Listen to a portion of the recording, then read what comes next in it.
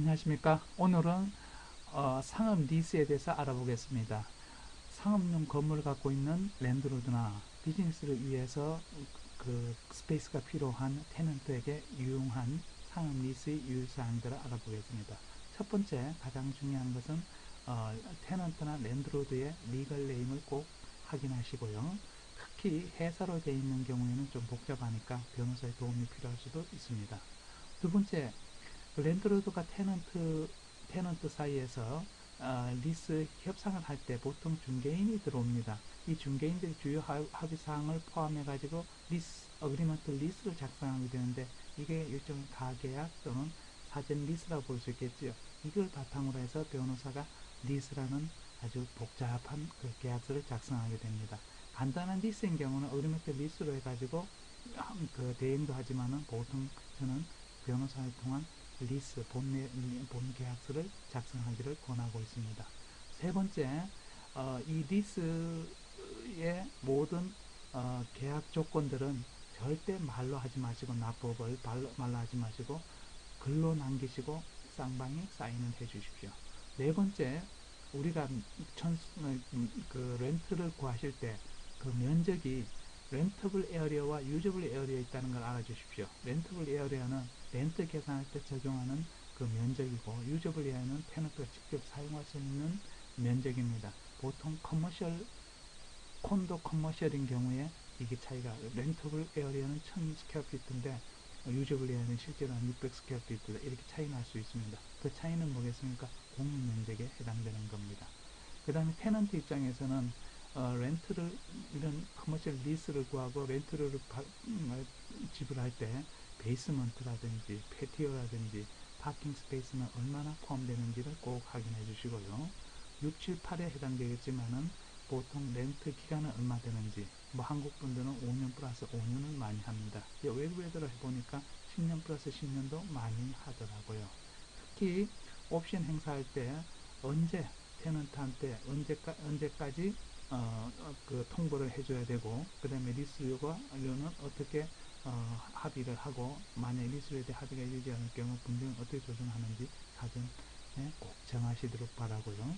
그런데 보통 경우 옵션 행사할 때 5년 플러스 5년이라면은 5년만 옵션 행사한다고 끝나면은 정말 5년, 그러면 10년 후에는 완전히 옵션 그 리스크가 없어지니까 보통 5년 플러스 5년을 다시 달라고 한번 해가지고 뉴리스 계약 맺는 절차를 취하고 있습니다.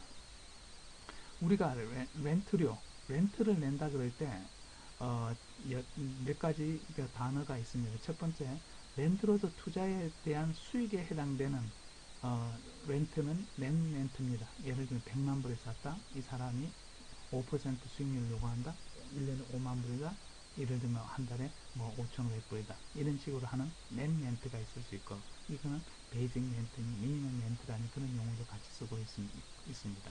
또한 랜드로드가 그 건물을 소유하고 있음으로써 발생되는 지출에 대한 보상적인 렌트, 우리는 이거를 에디셔널 렌트, TMI, 또 랜드로드 오퍼레이팅 코스트 뭐 이런 말을 쓰고 있는데,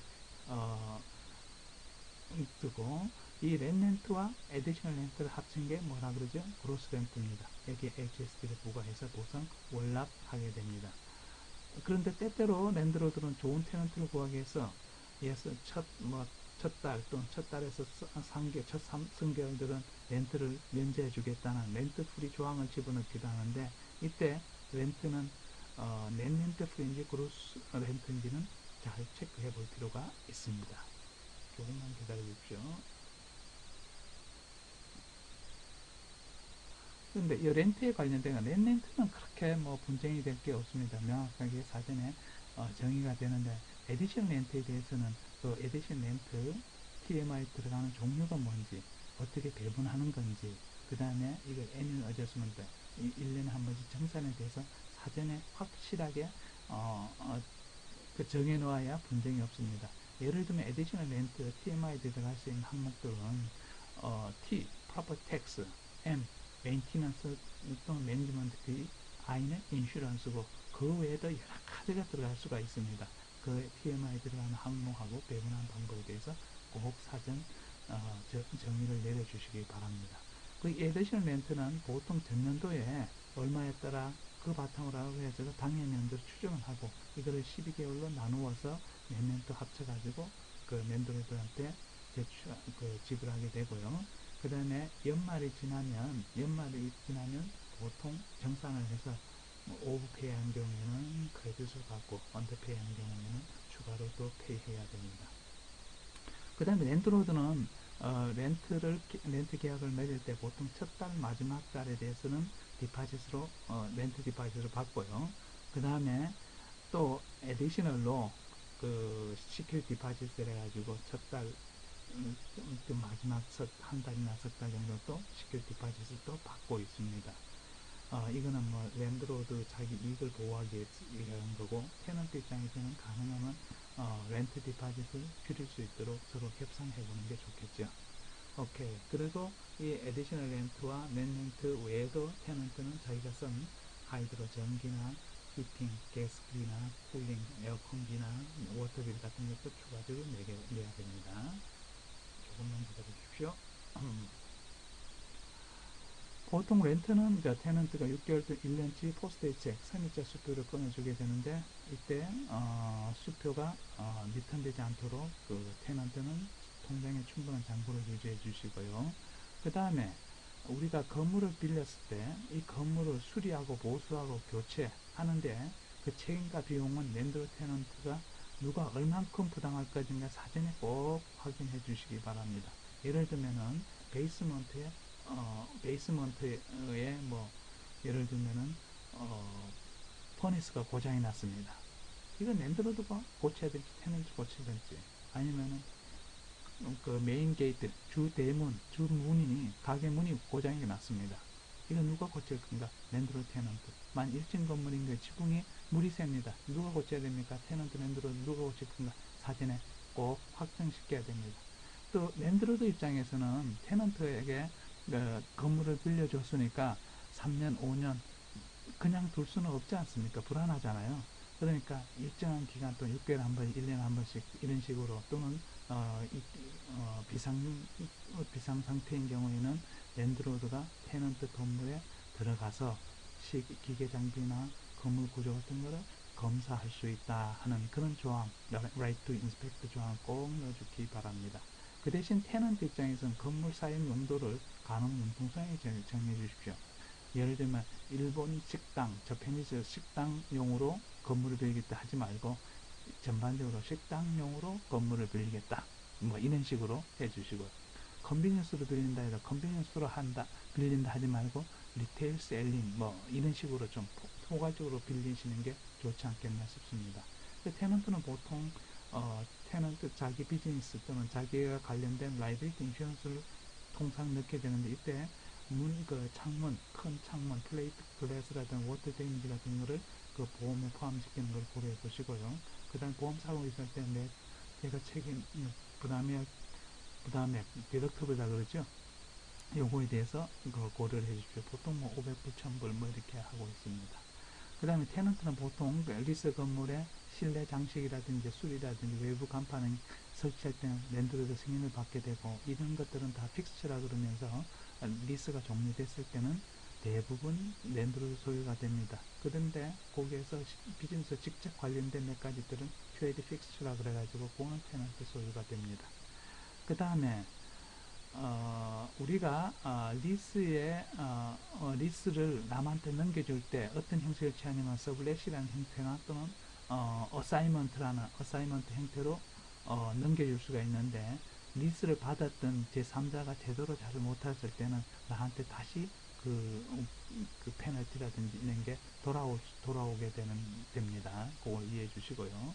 그래가지고 우리가 테넌트가 비즈니스를 팔 때 그 리스를 넘겨주는 경우 이거를 어사이먼트 리스인데, 서브 테넌트의 재산 상태라든지 신용 상태라든지 레퍼런스를 랜드로드에 제출해서 승인을 받게 되고, 경우에 따라 랜드로드가 그 서브 테넌트를 인터뷰를 하고 싶어 하기도 합니다.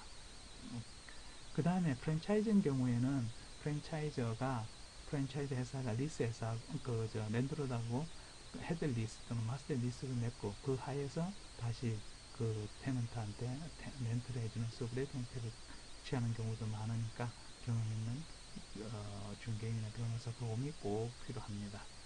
그 다음에 랜드로드가 리스 건물을 증출하거든 하든지 건물이 정부에 몰수될 때 테넌트는 어떻게 일기 보호되는지 사전에 정해 주시고요. 랜드로드 테넌트 연락처 분명히 정하시고, 그 다음에 테넌트가 레스로를 못 내거나 그러니까 리스 계약을 위반할 경우에 랜드로드는 변호를 통해서 보통 노티스를 보냅니다. 그리고 일정한 시간이 지나도 리스료나 또는 계약 위반을 수정을 못하는 경우에는 보통 저는 16일로 알고 있는데 가게 열쇠를 바꿔버리면 락아웃 시키고, 또는 그리고 그 안에 들어있는 물건을 압류하게 된다. 라이트 디스트레스라고 합니다. 이건 심각한 분쟁 상태니까 전문 변호사 도움이 꼭 필요합니다.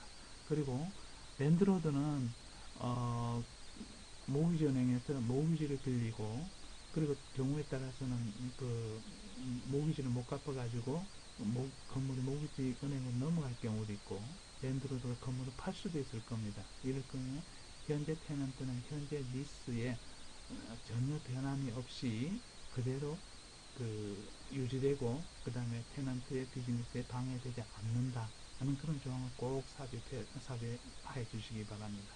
마지막으로 보통 리스가 끝난데도 테넌트가 계속 렌트를 이용하고 있는 경우에는 만스 리스가 될 수 있으며, 렌트는 마지막 렌트를 150% 한다. 이건 협의사항이니까 협의하시면 됩니다.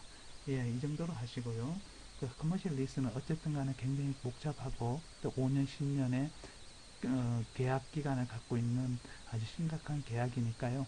그냥 하지 마시고요. 경험 있는 에이전트와 경험 있는 변호사를 통해서 신중하게 하시기 바랍니다. 고맙습니다. 연락 주십시오.